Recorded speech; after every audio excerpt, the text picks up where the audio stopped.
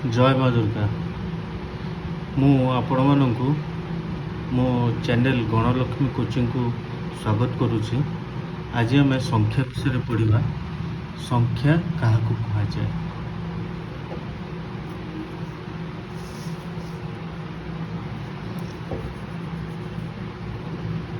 गोटे समष्टि बा निर्दिष्ट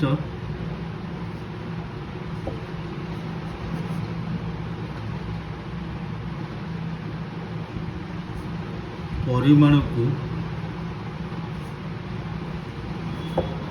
जो प्रतीक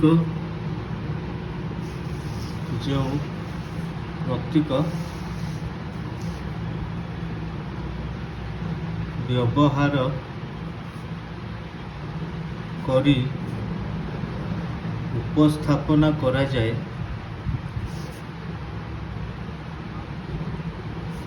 ताहाको आमे संख्या कहू।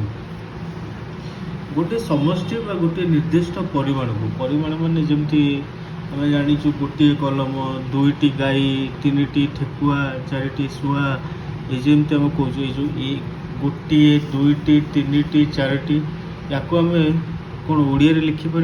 ओडिया लिखिले हम किंतु यहाँ गोटे कौन कि बहुत लेंदी प्रोसेस हो सब जिनस को जो आम दर्शा को जीवा उपस्थापना करने को जीवा तापाई जो प्रतीक आम व्यवहार करूँ ताको आम कहे संख्या।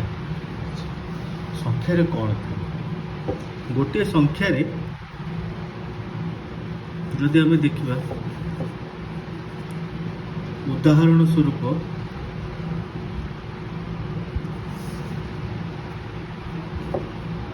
24 रे 2 आउ 4 एमान को कौन कह जाए? एमान को कह जाए अंक।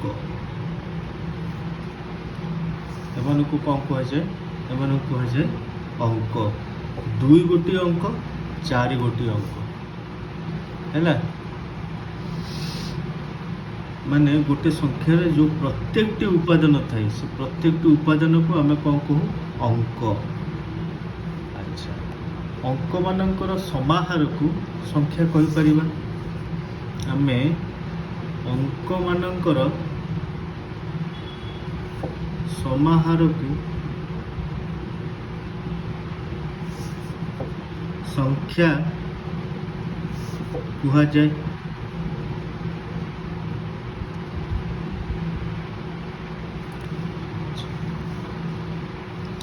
एबे संख्या आम केमिति जानिबा? अच्छा, संख्या को आम जानिबा कहले प्रथम जानिबा गणन संख्या, जोटा कि प्रथमे सब पिला शिखते।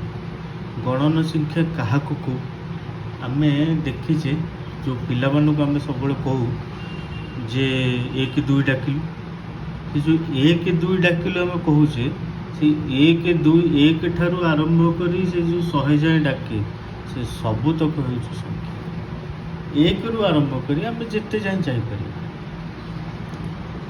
अच्छा, ये प्रश्न गोटे शून कहीं हेबना? शून को आम साधारणतः आम ताको शून को केवे गणुना, केवे आम गणुचे कि 0 1 2 एमती तो केवे गणुना ना।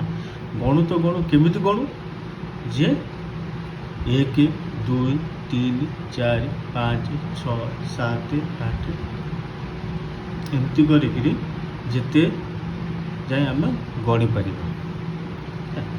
अच्छा, बर्तमान एम भर देखा अंक गुड़ाक केते प्रकार अंक थाए जमती कि 1 अंक विशिष्ट,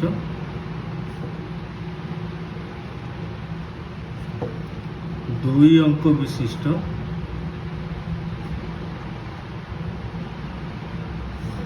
3 अंक विशिष्ट,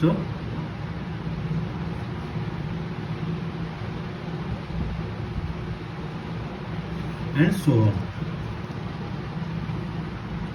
बुझेगा? 1 अंक विशिष्ट, 2 अंक विशिष्ट, 3 अंक विशिष्ट, 4 अंक विशिष्ट, 5 अंक विशिष्ट, आपन जेते जाए जाई पारे है।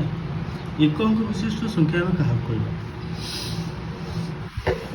ଦେଖନ୍ତୁ 1 2 3 4 5 6 7 8 9 এই ଯେତିକି ଏଇ ଯେଉଁ 9ଟା ସଂଖ୍ୟା ହେଲା ୟାକୁ ଆମେ କହୁଛେ ଏକ ଅଙ୍କ ବିଶିଷ୍ଟ ସଂଖ୍ୟା। କାହିଁକି? କାହିଁକି ଏଇ ଯେଉଁ ସଂଖ୍ୟା ଅଛି ତା ଭିତରେ ଅଙ୍କ ସଂଖ୍ୟା ହେଉଛି ଗୋଟାଏ। 1 ଏକୁଟିଆ ଅଛି, ତା ସାଙ୍ଗରେ ଆଉ କେହି ନାହାନ୍ତି। 2 ଏକୁଟିଆ ଅଛି, ତା ସାଙ୍ଗରେ କେହି ନାହାନ୍ତି। 3 4 5 6 ଏଇଭଳିଆ ଏଇମାନଙ୍କୁ କ'ଣ କୁହାଯାଏ? ଏକ ଅଙ୍କ ବିଶିଷ୍ଟ ସଂଖ୍ୟା। ଆଚ୍ଛା, ଏକ ଅଙ୍କ ବିଶିଷ୍ଟ ସଂଖ୍ୟାରେ ସବୁଠୁ ସାନ ତେବେ କେଉଁ ସଂଖ୍ୟାଟି ହେଲା? ସାନ ହେଲା 1। ସବୁଠୁ ବଡ଼ କେଉଁ ସଂଖ୍ୟାଟି ହେଲା? 9। ୟା ଉପରକୁ ଆଉ କୌଣସି ସଂଖ୍ୟା ହେଇପାରିବନି ଯାହାକି ଏକ ଅଙ୍କ ବିଶିଷ୍ଟ ହେଲା। ସେଥିପାଇଁ 9ଟିକୁ କୁହାହେଲା ଏକ ଅଙ୍କ ବିଶିଷ୍ଟ ବୃହତ୍ତମ ସଂଖ୍ୟା। କ'ଣ କୁହାହେଲା? ଏକ ଅଙ୍କ ବିଶିଷ୍ଟ ବୃହତ୍ତମ ସଂଖ୍ୟା। ଏକ ଅଙ୍କ ବିଶିଷ୍ଟ ବୃହତ୍ତମ ସଂଖ୍ୟା। ତାହେଲେ 1କୁ କ'ଣ କୁହାହେଲା? 1 ହେଉଛି ଏକ ଅଙ୍କ ବିଶିଷ୍ଟ କ୍ଷୁଦ୍ରତମ ସଂଖ୍ୟା। ये ହେଲା ଏକ ଅଙ୍କ ବିଶିଷ୍ଟ କ୍ଷୁଦ୍ରତମ ସଂଖ୍ୟା, ଇଏ ହେଲା ଏକ ଅଙ୍କ ବିଶିଷ୍ଟ ବୃହତ୍ତମ ସଂଖ୍ୟା। ଆଚ୍ଛା, ଯଦି 9 ଉପରକୁ ଏକ ଅଙ୍କ ବିଶିଷ୍ଟ କୌଣସି ସଂଖ୍ୟା ହେଇପାରିବନି, ତାହେଲେ 9 ପରେ କ'ଣ ଆସିବ? 9 ପରେ ଆସିବ 10। এইটা হচ্ছে 2 অঙ্ক বিশিষ্ট ক্ষুদ্রতম সংখ্যা। 2 অঙ্ক বিশিষ্ট এউটু আরম্ভ হল। ইয়াপরে কোন হব? ইয়াপরে কোন হব? 11 12 13 14 15 16 17 18 19 20 21 एन जाई 96 97 98 99 है आम केते जाए गले 99। अच्छा, ये जो संख्या गठन है आम एक अंक विशिष्ट 1 2 3 4 5 6 7 8 करके आम लिखिदेले एक अंक विशिष्ट जितक संख्या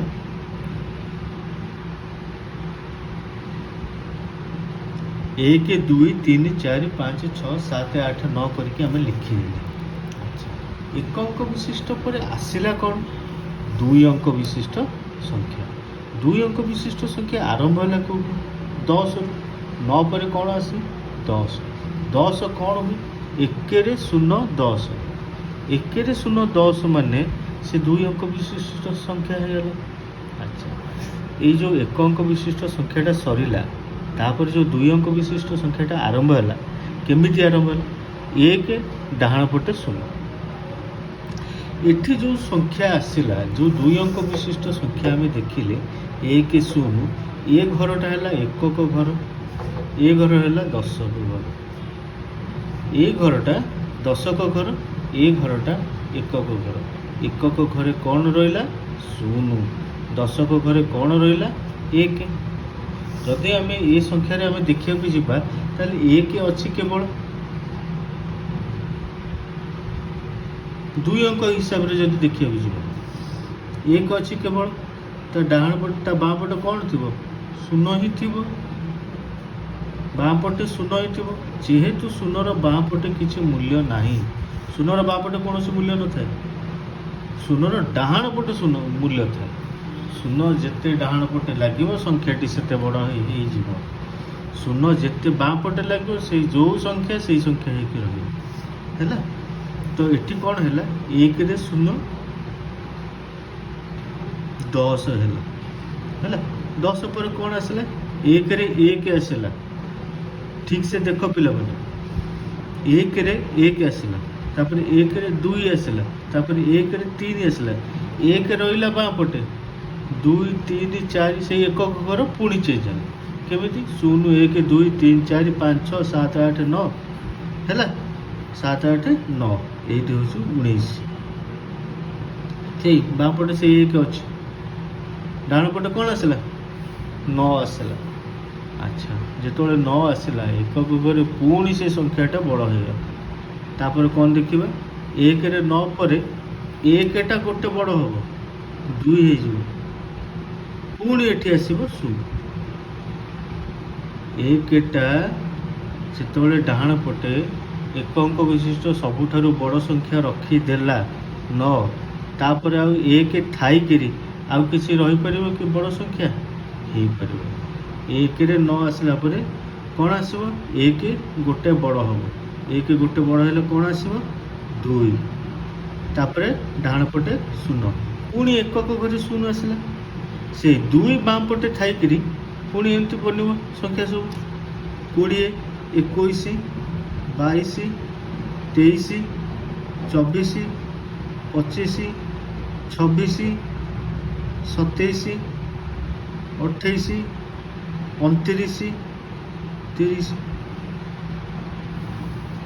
29 रे देख 2 बाँ पटे थाई कि पुणी एक घर बड़ हो गला 9 माने एपटे 10टा चेंज है बेलू ये गोटाए चेंज हो गाड़ी मीटर देखिछ गाड़ी मीटर जमी चेंज हुए ये सब से भाया चेंज होमी गाड़ी जो नुआ किणा हो से थो 0 0 0 0 0 सब से जो डाहाण पटे थी सी हूँ सब बड़े चलती 0 0 0 0 एक चल चल चल सी कौन कर तुम जो गाड़ी स्टार्ट कर 0 1 2 3 4 5 6 7 8 9 पहुँचो ता बाँ पटा कौन हो एक हो पुणी से 0 हो पुणी बुलियो बुलियो बुलियो बुलियो बुलियो बुलियो 0 1 2 3 4 5 6 7 8 9 एमती होकर बाँ पटाटा पुणी गोटे बड़ हो 2 है से भाया ही जिनसा चली आम देखी गाड़ी मीटर रे आगुरी जो आनालॉग मीटर आसाला से कौन होता एक हाँ ये डिजिटाल भी हो डिजिटाल पॉइंट पर जो गोटे संख्या देखुची से देखिपर 0 1 2 3 4 5 6 7 8 9 जीव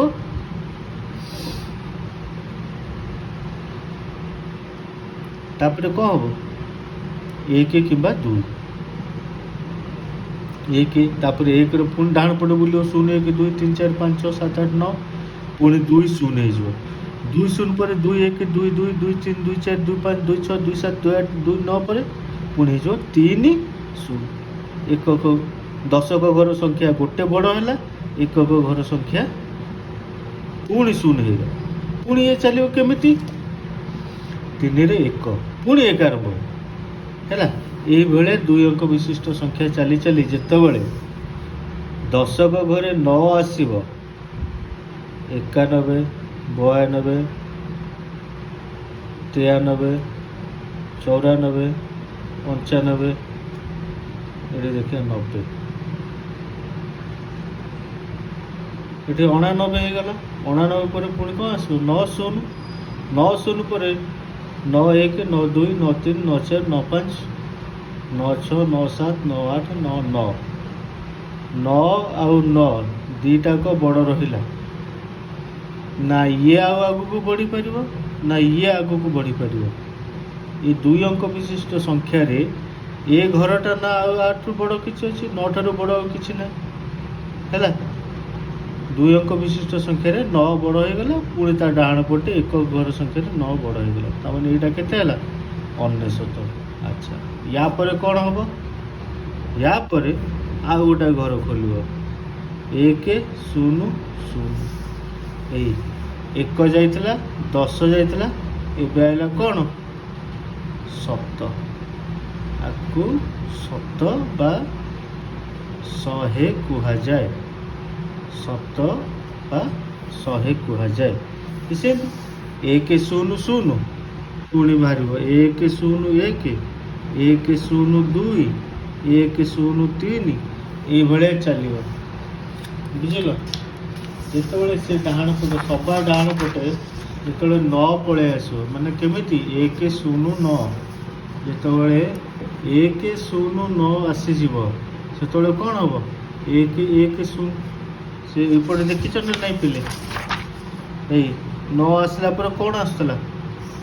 9 ଆସିଲା ପରେ ଆସୁଥିଲା କ'ଣ? 10। ସେଇଭଳିଆ ଏଠି 1 ଥାଇକିରି ବାଁ ପଟେ 1 ଥାଇକିରି ଯେତେବେଳେ ଡାହାଣ ପଟେ 9 ଆସିବ ତାପରେ କ'ଣ ଆସିବ? 1 1 0 ବା 110। ପୁଣି ସେ ଚାଲିବ 111 112 113 114 115 ଏମିତି ଯାଇ 119। 119 ପରେ କ'ଣ ଆସିବ? ଏଇ 10 ଘର ପୁଣି ଚେଞ୍ଜ ହେବ। 10 ଘର ପୁଣି ଚେଞ୍ଜ ହେବ ମାନେ 1 2 0। ଇଏ ସେମିତି ବଢ଼ି ଏକ ଜାଗାରେ ଆସିବ 2, ମାନେ 1 9 9 ଆସିଲା ତାପରେ ଏଇଟା କ'ଣ ହେବ? 2 0 0।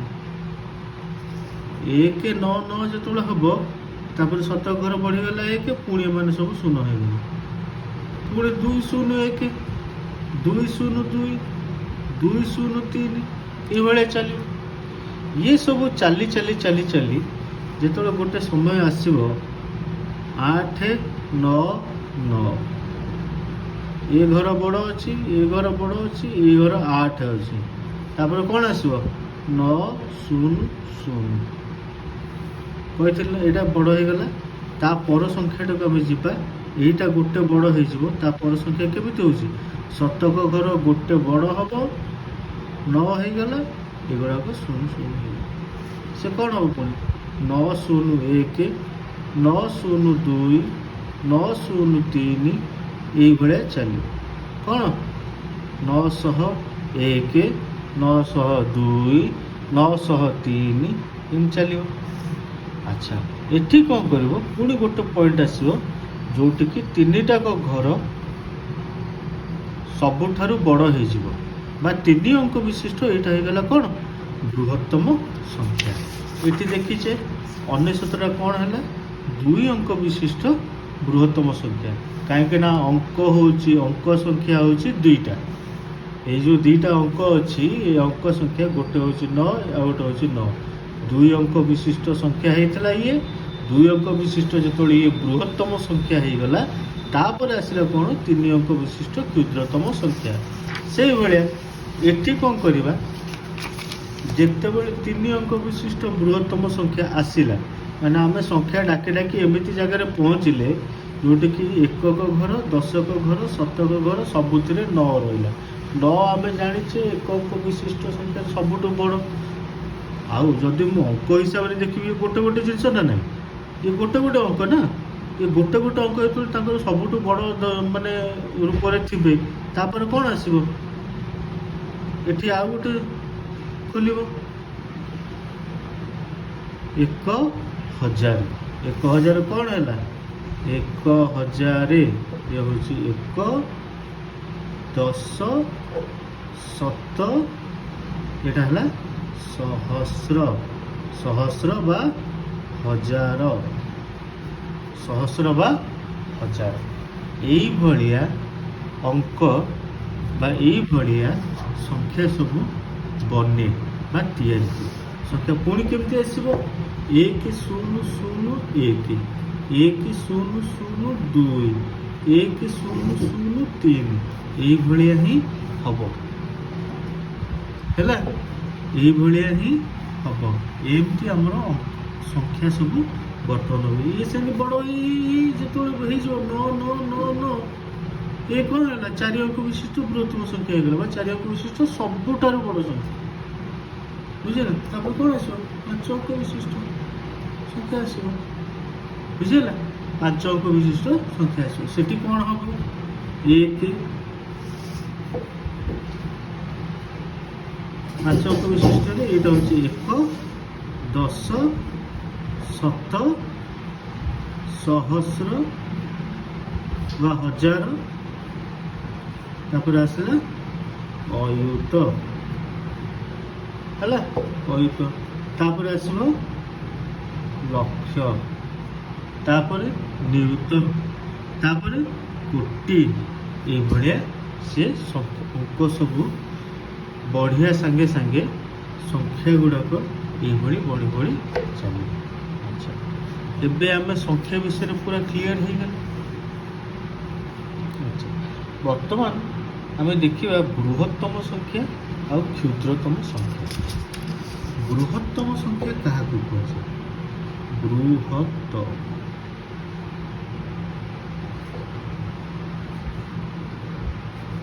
ମୋ ଅକ୍ଷର ଭାରି ଖରାପ। ବୃହତ୍ତମ ସଂଖ୍ୟା ହେଉଛି କାହାକୁ କୁହାଯାଏ? ସବୁଠାରୁ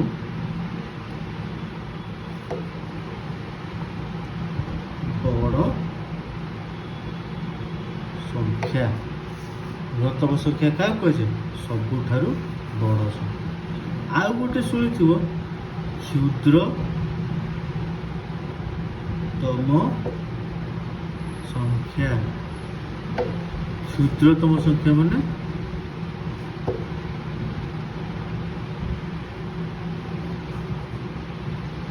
ସବୁଠାରୁ ସାନ ସଂଖ୍ୟା।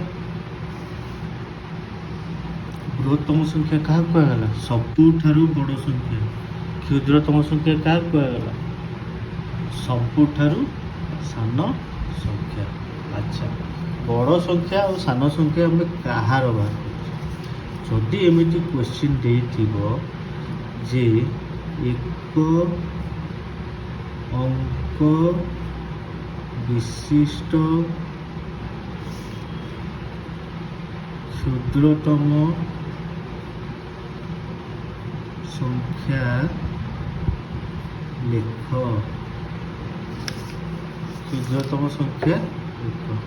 ଆମେ ଏଠି କ'ଣ କରିବା? ଆମେ ଏଠି ପଢ଼ିଛେ ଯେଉଁଠୁ ଆମର ଆରମ୍ଭ ଇଏ ହେଉଛି ଏକ ଅଙ୍କ ବିଶିଷ୍ଟ ସଂଖ୍ୟା।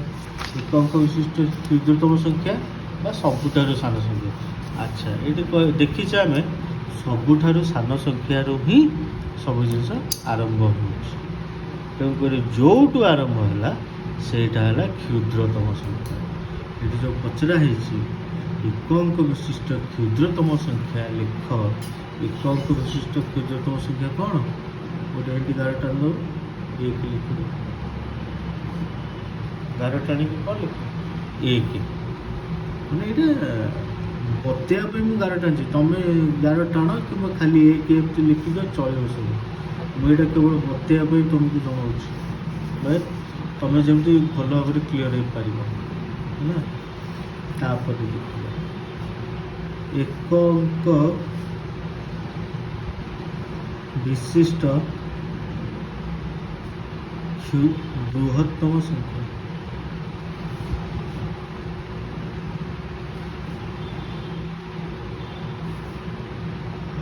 ଏକ ଅଙ୍କ ବିଶିଷ୍ଟ ବୃହତ୍ତମ ସଂଖ୍ୟା କାହାକୁ? ବୃହତ୍ତମ ସଂଖ୍ୟାର ଅର୍ଥ ଆମେ ଜାଣିଲେ। ବୃହତ୍ତମ ସଂଖ୍ୟା ମାନେ ସବୁଠାରୁ ବଡ଼ ସଂଖ୍ୟା। ଆଚ୍ଛା, ଏକ ଅଙ୍କ ବିଶିଷ୍ଟ ସବୁଠାରୁ ବଡ଼ ସଂଖ୍ୟା କେଉଁଠି?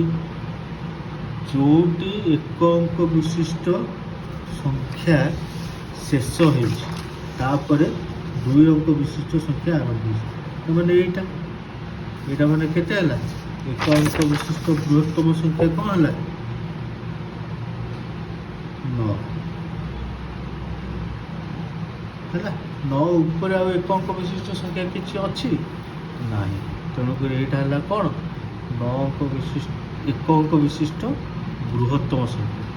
ଏକ ଅଙ୍କ ବିଶିଷ୍ଟ ସବୁଠାରୁ ବୃହତ୍ତମ ସଂଖ୍ୟା କିଏ? 9। ଏବେ ବୁଝିଲ?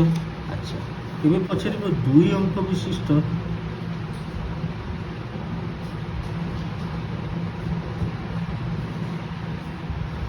କ୍ଷୁଦ୍ରତମ ସଂଖ୍ୟା କ'ଣ? ଦୁଇ ଅଙ୍କ ବିଶିଷ୍ଟ କ୍ଷୁଦ୍ରତମ ସଂଖ୍ୟା ଯେତେବେଳେ କହିଲା, ଆମେ ଏଠି ଦେଖିବା ସେ କହିଛି ଦୁଇ ଅଙ୍କ ବା ଏଥିରେ କ'ଣ ଅଛି? ଏ ସଂଖ୍ୟାରେ ଦୁଇଟା ଅଙ୍କ ଅଛି। ଯେଉଁ ସଂଖ୍ୟା ସେ ପଚାରିଛି ସେଥିରେ ଦୁଇଟା ଅଙ୍କ ଅଛି। ଆଚ୍ଛା, ଦୁଇଟା ଅଙ୍କରେ କିଏ କିଏ ରହିବେ? ଏଇଟା ମନେ ରଖ ଯେ ମୁଁ ଯେମିତି ବତାଉଛି ସେମିତି ଲେଖିଦିଅ, ତାପରେ ମୁଁ ଏଇଟା ଏବେ ବୁଝୁଛି ତୁମେ। 1 ଶୂନ 10 ହେଉଛି 2 ଅଙ୍କ ବିଶିଷ୍ଟ କ୍ଷୁଦ୍ରତମ ସଂଖ୍ୟା ହେଲା। କାହିଁକି 10 ହେଲା? 0 1 କାହିଁ ହେଲାନି? ମୁଁ କହିଛି ନା ତୁମକୁ 0ର ବାଁ ପଟେ କୌଣସି ମୂଲ୍ୟ ନଥାଏ, ତେଣୁକରି 2 ଅଙ୍କ ବିଶିଷ୍ଟ ସଂଖ୍ୟାଟା 1 0 ହେଲା। ନହେଲେ ସେଇଠି ବୁଲୁଥାନ୍ତି 0 1 ପୁଣି 0 2 0 3 0 4 0 4 0 5 0 6 0 7 0 8 0 0 ତାପରେ ପୁଣି 0 1, ସେଇଟା ତ ହେଇପାରିବନି ନା ହେଲା। ସେଇଟା ହେଇପାରିବ ଯେତେବେଳେ 1 ଅଙ୍କ ବିଶିଷ୍ଟ ସବୁଠାରୁ ବଡ଼ ସଂଖ୍ୟା ସରିଗଲା, ତାପରେ 2 ଅଙ୍କ ବିଶିଷ୍ଟ କ୍ଷୁଦ୍ରତମ ସଂଖ୍ୟା ବା ସବୁଠାରୁ ଛୋଟ ସଂଖ୍ୟାରୁ ଆରମ୍ଭ ହେଲା। କାହିଁକିନା ଗଣୁଛେ ଆମେ, ଯେତେବେଳେ ଆମେ କୌଣସି ସଂଖ୍ୟା ଗଣୁଛେ 1 1 1 1 ବଢ଼େଇ ବଢ଼େଇ ଯାଉଛି। 1 1ରୁ ଅଧିକା 1 ଅଧିକା ହେଲେ 2, 2ରୁ 1 ଅଧିକା ହେଲେ 3, 3ରୁ 1 ଅଧିକା ହେଲେ 4, 4ରୁ 1 ଅଧିକା ହେଲେ 5, ଏଇଭଳି ଆମେ ତାପର ସଂଖ୍ୟା ଯେଉଁ ହେଉଛି ସେଠି ତାପର ସଂଖ୍ୟା ମାନେ କ'ଣ? ଯୁକ୍ତ 1, ବୁଝିଲା। ସେଇଭଳିଆ 1 ଅଙ୍କ ବିଶିଷ୍ଟ ବୃହତ୍ତମ ସଂଖ୍ୟା ପରେ କିଏ ଆସିଲା? 2 ଅଙ୍କ ବିଶିଷ୍ଟ କ୍ଷୁଦ୍ରତମ ସଂଖ୍ୟା। 2 ଅଙ୍କ ବିଶିଷ୍ଟ କ୍ଷୁଦ୍ରତମ ସଂଖ୍ୟା। ଏବେ ବୁଝିବା 2 ଅଙ୍କ ବିଶିଷ୍ଟ ବୃହତ୍ତମ ସଂଖ୍ୟା ତାହେଲେ କିଏ? 2 ଅଙ୍କ ବିଶିଷ୍ଟ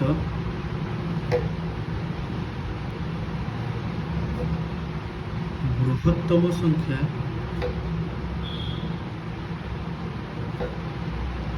ସଂଖ୍ୟା 2 ଅଙ୍କ ବିଶିଷ୍ଟ ବୃହତ୍ତମ ସଂଖ୍ୟା ହେଉଛି କିଏ?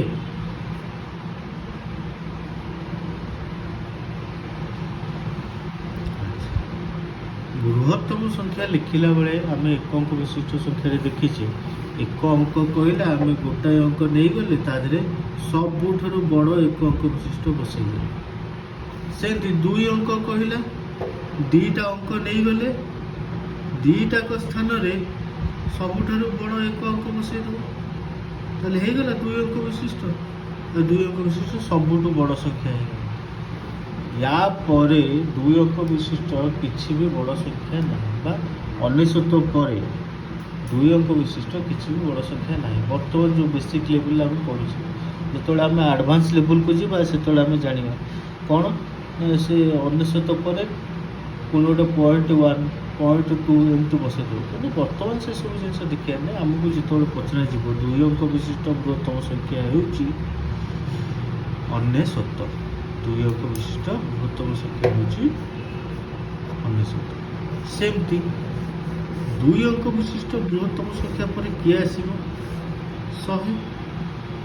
ଇଏ କ'ଣ ହେଲା? 3 ଅଙ୍କ ବିଶିଷ୍ଟ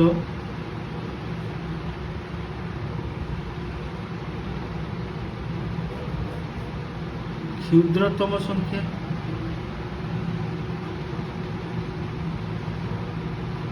ହେଲା, 3 ଅଙ୍କ ବିଶିଷ୍ଟ କ୍ଷୁଦ୍ରତମ ସଂଖ୍ୟା। କାହିଁକି? ୟାର ଅଙ୍କ ସଂଖ୍ୟା 3 ହେଲା। ଯେତେବେଳେ 3 ଅଙ୍କ ବିଶିଷ୍ଟ କ୍ଷୁଦ୍ରତମ ସଂଖ୍ୟା ପଚାରୁଥିବ, ମୁଁ କ'ଣ କହିଥିଲି? 2 ଅଙ୍କ ବିଶିଷ୍ଟରେ 2 ଅଙ୍କ ବିଶିଷ୍ଟରେ ପ୍ରଥମଟାରେ 1 ଲେଖୁଥିବ, ତାପରେ 0 ଲେଖୁଥିବ। ସେମିତି 3 ଅଙ୍କ ବିଶିଷ୍ଟରେ କ'ଣ କରିବ? ପ୍ରଥମେ 1 ଲେଖିବ, ଆଉ ବାକି ଯାହା ଅଛି ସବୁ 0 କରିବ। କ୍ଷୁଦ୍ରତମ ସଂଖ୍ୟା ପ୍ରଥମ 1 ଲେଖିବ, ଆଉ ବାକି ଯାହା ଅଛି 0 କରିଦେବ। ସେମିତି 3 ଅଙ୍କ ବିଶିଷ୍ଟ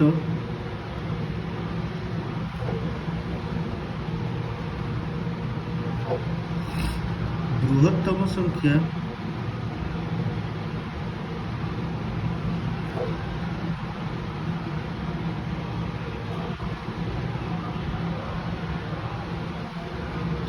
ତିନି ଅଙ୍କ ବିଶିଷ୍ଟ ବୃହତ୍ତମ ସଂଖ୍ୟା ହେଲା। କେମିତି 3 ଅଙ୍କ ବିଶିଷ୍ଟ ବୃହତ୍ତମ ସଂଖ୍ୟା ଆମେ ବାହାର କରିବା? 1 2 3, 3ଟା ଅଙ୍କ। ଇଏ ହେଉଛି ଗୋଟେ ସଂଖ୍ୟା, ତା ଦେହରେ 3ଟା ଅଙ୍କ। ଆଚ୍ଛା, 3ଟା ଅଙ୍କରେ ସବୁଠାରୁ ବଡ଼ ବସେଇଦେବା। ଯେମିତି କହିଥିଲି 9 ସବୁଠାରୁ ଆଉ କି ବଡ଼ ଅଛି କି ଏକକ ବିଶିଷ୍ଟ। ସେମିତି ପ୍ରତ୍ୟେକଟି ଅଙ୍କରେ ଯଦି ଆମେ ସବୁଠାରୁ ବଡ଼ ବସେଇଦେବା, ସବୁଠାରୁ ବଡ଼ ଅଙ୍କଟିକୁ ବସେଇଦେବା, ତାହେଲେ ସେ ହେଇଗଲା 3 ଅଙ୍କ ବିଶିଷ୍ଟ ବୃହତ୍ତମ ସଂଖ୍ୟା। ଆରେ ପଖାଳଖିଆ ଭାଷାରେ କହିଲେ 3 ଅଙ୍କ ବିଶିଷ୍ଟ ବୃହତ୍ତମ ସଂଖ୍ୟା କେତେଟା ନ? 3ଟା ନ। 2 ଅଙ୍କ ବିଶିଷ୍ଟ ବୃହତ୍ତମ ସଂଖ୍ୟା କେତେଟା ନ? 2ଟା ନ। 4 ଅଙ୍କ ବିଶିଷ୍ଟ ବୃହତ୍ତମ ସଂଖ୍ୟା କେତେଟା ନ? 4ଟା ନ। 5 ଅଙ୍କ ବିଶିଷ୍ଟ 5ଟା ନ। 6 ଅଙ୍କ ବିଶିଷ୍ଟ ବୃହତ୍ତମ 6ଟା ନ। ମୁଁ ଭାବୁଛି ତମମାନେ ବୃହତ୍ତମ ସଂଖ୍ୟା କ୍ଲିଅର ହେଇଯିବ। ବୃହତ୍ତମ ସଂଖ୍ୟା କ'ଣ? ଯେତେବେଳେ ଯେତେ ଅଙ୍କ ବିଶିଷ୍ଟ କହିଥିବ ସେତେ ଅଙ୍କ ବିଶିଷ୍ଟ କରିକିରି ସଂଖ୍ୟାକୁ ଲେଖିବେ। ସବୁ ଅଙ୍କରେ 9 9 9 9 ବସେଇଦେବା, ହେଇଗଲା। ଯେତେ ଅଙ୍କ ବିଶିଷ୍ଟ ବୃହତ୍ତମ ସଂଖ୍ୟା ଭାବୁ ସେତିକିଟା ନ ହେଲା, ମିଶା ହେବନି। 9 9 9 ଲେଖା ହେବ। ମୁଁ ସେଠି କହିଛି କ'ଣ? ସଂଖ୍ୟା ହେଉଛି ସମାହାର, ଅଙ୍କମାନଙ୍କର ସମାହାର। 9 9 9 ଲେଖିଦେଲ, ସରିଲା। ଯେତେବେଳେ ଲେଖିଦେଲ କ'ଣ ଆସିଲା? 999। 999 ପଇସା ମୁଁ କହିବି 4 ଅଙ୍କ ବିଶିଷ୍ଟ କ୍ଷୁଦ୍ରତମ ସଂଖ୍ୟା କ'ଣ? 4 ଅଙ୍କ ବିଶିଷ୍ଟ କ୍ଷୁଦ୍ରତମ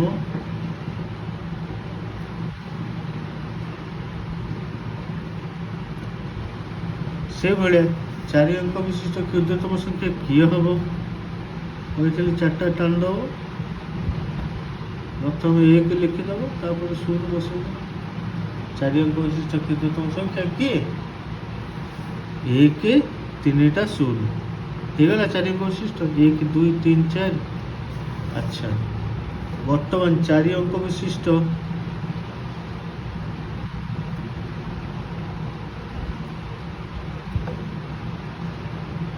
ବୃହତ୍ତମ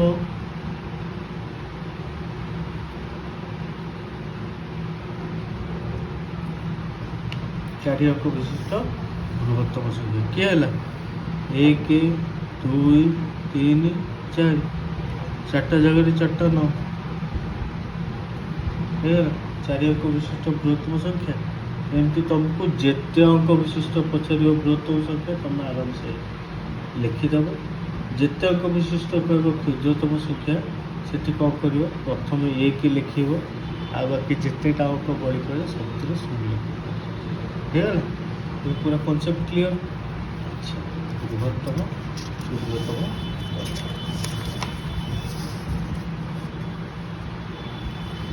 ବର୍ତ୍ତମାନ କ'ଣ ଶିଖିବା? ସ୍ଥାନୀୟ ମାନ। କ'ଣ?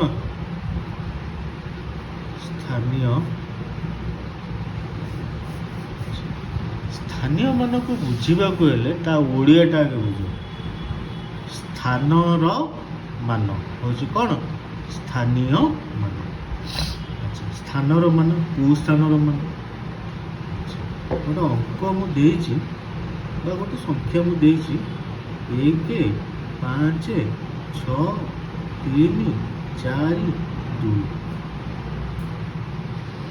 1 5 6 3 4 2। ଆଚ୍ଛା, ଏ ଯେଉଁ ସଂଖ୍ୟାକୁ ଦେଖିକି କେବେ ଡରିବ? ବୁଝିଲେ? କ'ଣ କରିବ? ସ୍ଥାନୀୟ ମାନ ପାଇଁ ଉପରେ ଲେଖିବ 1। ଆମେ ଜାଣିଛେ ଏଇଟା 1 ଘର। ଏଠି ଲେଖିବ 10କ, ଏଠି ଲେଖିବ 100କ, ଏଠି ଲେଖାହବ 100। ତାପରେ ଅୟୁତ, ତାପରେ ଲକ୍ଷ। ଅୟୁତ ହେଲା। ଏଇ ଯେଉଁ ସଂଖ୍ୟାଟି ଦିଆହେଲା ଏଥିରେ ରହିଲା 1କ ଘର, 10କ ଘର, 100କ ଘର, 100 ଘର, ଅୟୁତ ଘର, ଲକ୍ଷ। ଲକ୍ଷ ଘର। ଯେଉଁ ସ୍ଥାନରେ ଯେଉଁ ଅଙ୍କ ଅଛି ସେ ସ୍ଥାନର ମାନ ହେଉଛି ସେ ସଂଖ୍ୟାର ମୂଲ୍ୟ ସେ ସ୍ଥାନରେ କେତେ, ସେ ସଂଖ୍ୟାର ମୂଲ୍ୟ ସେ ସ୍ଥାନରେ କେତେ ମାନେ ଏ ସଂଖ୍ୟାଟାକୁ ଦେଖିକି ଆମେ କହିବା 6ର ମୂଲ୍ୟ କେତେ। 6ର ମୂଲ୍ୟ ଯେତେବେଳେ ସେ ଗୋଟେ ସଂଖ୍ୟା ହେଇକି ଅଛି, 6ର ସେମିତି ବି ମୂଲ୍ୟ ହେଉଛି କ'ଣ 6, କିନ୍ତୁ 6ଟା ଯେତେବେଳେ କୌଣସି ସ୍ଥାନରେ ବା ଗୋଟେ ସଂଖ୍ୟାରେ ଯୋଗଦାନ ଦେଇଛି ବା ତା'ର ଅବଦାନ ଦେଇଛି ବା ସେଥିରେ ଯେଉଁ ସଜଡ଼ା ହେଇକି ଲେଖା ହେଇଛି ସେ ଯେଉଁ ସ୍ଥାନରେ ଅଛି ସେ ସ୍ଥାନଟା ଯେଉଁ ଯେତେ ଅଙ୍କ ବିଶିଷ୍ଟ ବା ସେ ସ୍ଥାନର ମାନ ସ୍ଥାନୀୟ ମାନ ଯାହା ସେ ସଂଖ୍ୟା ସହିତ ସେତିକି ଗୁଣିଦେଲେ ସେ ଜାଗାରେ ତା'ର ସ୍ଥାନୀୟ ମାନ ସେତିକି ବୁଝିପାରିଲା। ଆଚ୍ଛା ଏଠି ମୁଁ କହିବି 2ର ସ୍ଥାନୀୟ ମାନ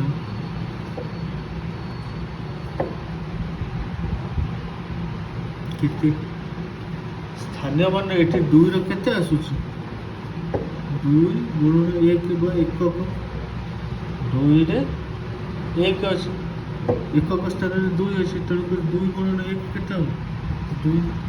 ଏବେ ଆସିଲା 4ର ପାଳି, 4ର ସ୍ଥାନୀୟ ମାନ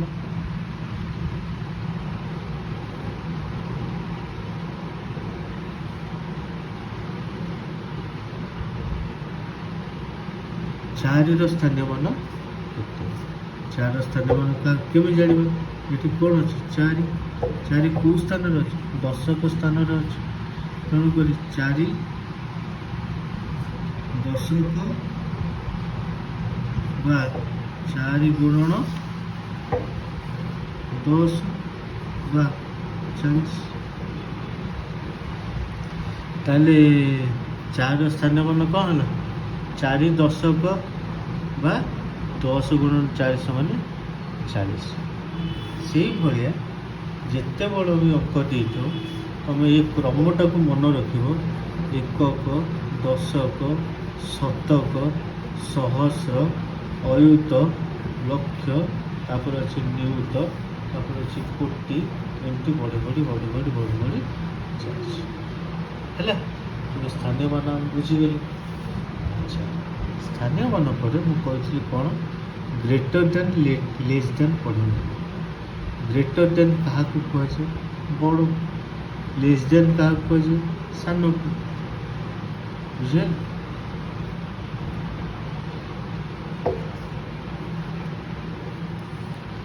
ଏଇଟା ଜେନେରାଲି ଏଇଭଳିଆ ହିଁ ଲେଖା ହୁଏ।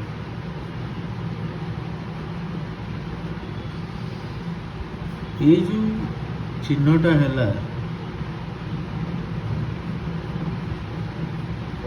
ଏଇ ଯେଉଁ ମୁନିଆ ପଟ ଅଛି ନା ମୁନିଆ ପଟ, ସେଇଟା ସବୁବେଳେ କ'ଣ ସାନ ସଂଖ୍ୟା ଯେଉଁ ପଟେ ଥାଉ, ବାଁ ପଟେ ଥାଉ କି ଡାହାଣ ପଟେ ଥାଉ, ସେ ଜାଗାରେ ଯେତେବେଳେ ଆମକୁ ପଚାରିଥିବ କିଏ ବଡ଼ କିଏ ସାନ, ଆମେ ସାନ ପଟଟାକୁ ମନ ରଖିକିରି ବଡ଼ ପଟଟାକୁ ଯେଉଁ ଖୋଲା ପାଟି ଅଛି ତାର କଲା ଭଳିଆ ଦେଖାଉଛି, ଏଟାକୁ ବଡ଼ ସଂଖ୍ୟା ଆଡ଼କୁ ଆମେ ଦେଖିବା ହେଲା। ତାହେଲେ ଆମେ କ'ଣ କରିବା ସହଜରେ ବଡ଼ ସାନ ଦର୍ଶେଇ ପାରିବା, ଚିହ୍ନିବା କେମିତି ଦର୍ଶେଇ ପାରିବା। ବର୍ତ୍ତମାନ ବଡ଼ ସାନ ଚିହ୍ନିବା କେମିତି ଦେଖ କେମିତି ଦୁଇଟି ସଂଖ୍ୟା ଅଛି 2 4 5 6, ଆଉ ଗୋଟେ ଅଛି 3 4 2 1। ଆଚ୍ଛା ୟା ଭିତରୁ ବଡ଼ କିଏ ସାନ କିଏ ଆମେ ଦେଖିବା। ଆମେ କ'ଣ କରିବା ବାଁ ପଟୁ ଦେଖି ଆସିବା। ବାଁ ପଟେ ସବୁଠୁ ବଡ଼ ସଂଖ୍ୟା ଥାଏ 1, 1 ଠାରୁ ବଡ଼ ହେଉଛି 10, 10 ଠାରୁ ବଡ଼ ହେଉଛି 100, 100 ଠାରୁ ବଡ଼ ହେଉଛି 1000, 1000 ଠାରୁ ବଡ଼ ହେଉଛି ଅୟୁତ, ଅୟୁତ ଠାରୁ ବଡ଼ ହେଉଛି ଲକ୍ଷ, ଲକ୍ଷ ଠାରୁ ବଡ଼ ହେଉଛି ନିୟୁତ, ନିୟୁତ ଠାରୁ ବଡ଼ ହେଉଛି କୋଟି। ବୁଝିଗଲେ ସମସ୍ତଙ୍କର ଯେଉଁ ପରସ୍ପର ସହିତ ସମ୍ବନ୍ଧ କ'ଣ, ଯେଉଁ 1 10 100 1000, 1 10 ସମାନେ 10 1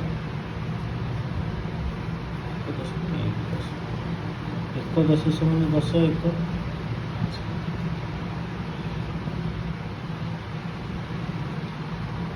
1 ସପ୍ତ ସମାନେ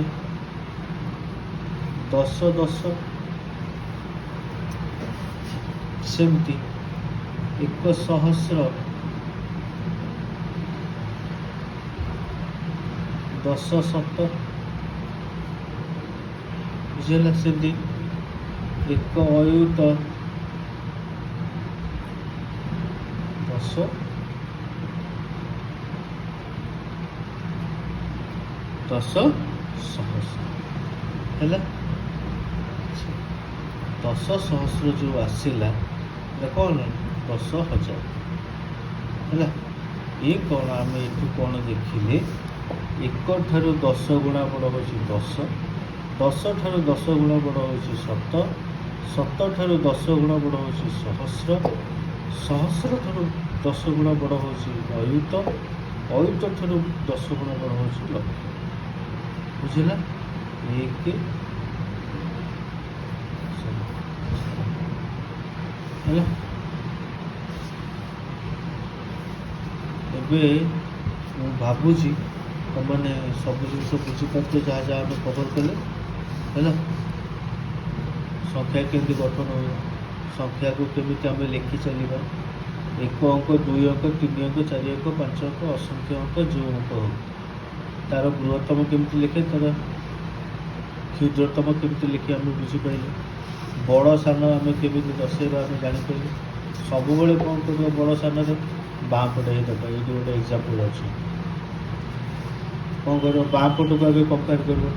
ବାଁ ପଟେ ଇଏ କ'ଣ ଅଛି 2, ବାଁ ପଟେ ଇଏ କ'ଣ ଅଛି 3 ହେଲା।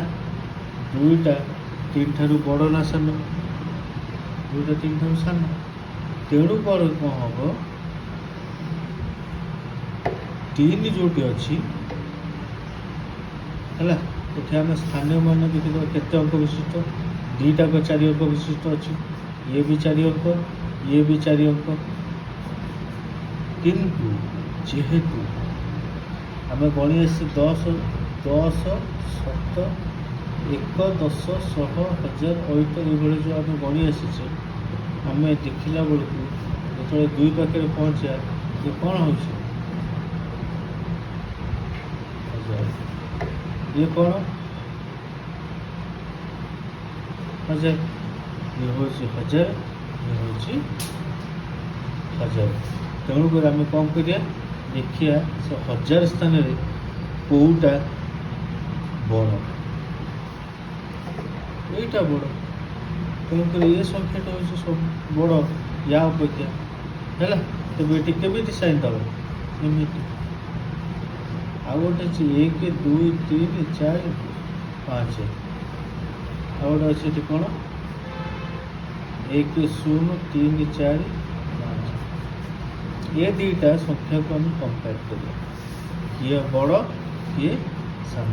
ଇଏ କେତେ ଲେଖା ଅଛନ୍ତି 1 2 3 4 5 5 ଅଙ୍କ ବିଶିଷ୍ଟ, 1 2 3 4 5 5 ଅଙ୍କ ବିଶିଷ୍ଟ। ବୁଝିହେଲା। ଏବେ କ'ଣ କରିବା এইটাକୁ ଆଉ ଏଇଟାକୁ ଆମେ ଆଗେ ଦେଖିବା କେଉଁଟା ବଡ଼ କେଉଁଟା ସାନ। ଏ ଦୁଇଟାକ ସମାନ, 1 1 ଦୁଇଟାକ ସମାନ। ତାପରେ ଦେଖିବା ତାପର ଅଙ୍କକୁ ଆସିବା। ତାପରେ ଅଙ୍କ କ'ଣ 2 ଅଛି, ଏଠି ତାପରେ ଅଙ୍କ କ'ଣ ଅଛି 0 ଅଛି। ଏଠି 2 ବଡ଼ ହେଇଗଲା ନା 0 ସାନ ହେଇଗଲା ନା। ଯେଉଁ ଯେହେତୁ 2 ଠାରୁ 0 ସାନ, ଏଇ ସଂଖ୍ୟାଟି ୟାଠାରୁ ବଡ଼। ବୁଝିଲା। এই ସଂଖ୍ୟାଟି ୟାଠାରୁ ବଡ଼। ବଡ଼ ସାନ ଆମେ କେମିତି କରିବା ସେଇଟା ବୁଝି ସାରିଲେ ତ। ଏତିକିରେ ରହିବା। ନେକ୍ସଟ ଟାଇମ୍ ଆମେ ଯୋଗ କ୍ରିୟା, ବିୟୋଗ କ୍ରିୟା, ଗୁଣନ କ୍ରିୟା, ହରଣ କ୍ରିୟା ଏସବୁ ଆମେ ପଢ଼ିବା।